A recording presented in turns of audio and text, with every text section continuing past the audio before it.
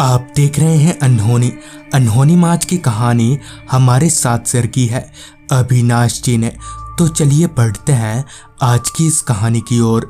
आज की इस वीडियो में आगे बढ़ने से पहले अगर आपने अभी तक हमारे चैनल को सब्सक्राइब नहीं किया है तो कर लें और ऐसे ही और वीडियोस के लिए देखें डार्क फाइल्स।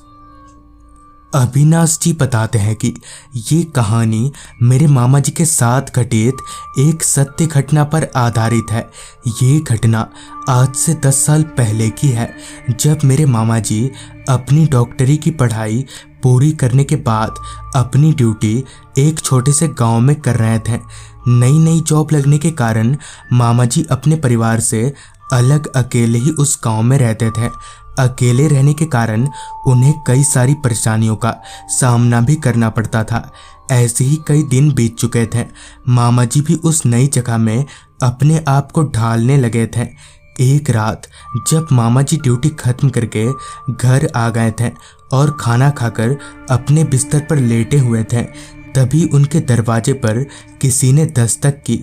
मामा जी ने घड़ी में वक्त देखा तो रात के 11 बज रहे थे। वो इस सोच में पड़ गए कि इतनी रात गए कौन होगा। जहन में ढेर सारे सवालों को लेकर मामा जी ने दरवाज़ा खोला तो सामने एक अधेड़ उम्र का आदमी खड़ा था, जिस पर मामा जी ने उस आदमी से कहा, कौन हो भाई आप, और इतनी रात गए, क्या बात है?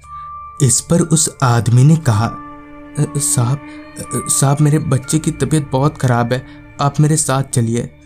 जिस पर पहले तो मामा जी ने उससे बहुत समझाया पर वो नहीं माना। लिहाजन मामा जी को उसके साथ जाना ही पड़ा। घर लॉक करके अपना सामान लेने के बाद मामा जी उस आदमी के साथ आगे बढ़ने लगे।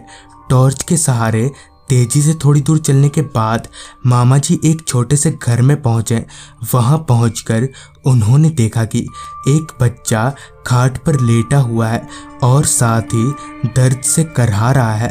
थोड़ी देर उस बच्चे को जांचने के बाद मामा जी ने उसे कुछ दवाइयां खिला दी और साथ ही उस आदमी से कहा, अभी तो मैंने दवाई दे दी है, पर कल सुबह इसे मेरे क्लिनिक ले आइएगा।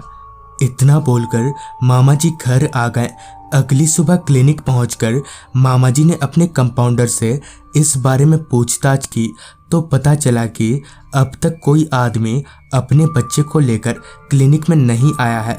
फिर कंपाउंडर ने मामा जी से कहा, आप कौन से घर की बात कर रहे हैं?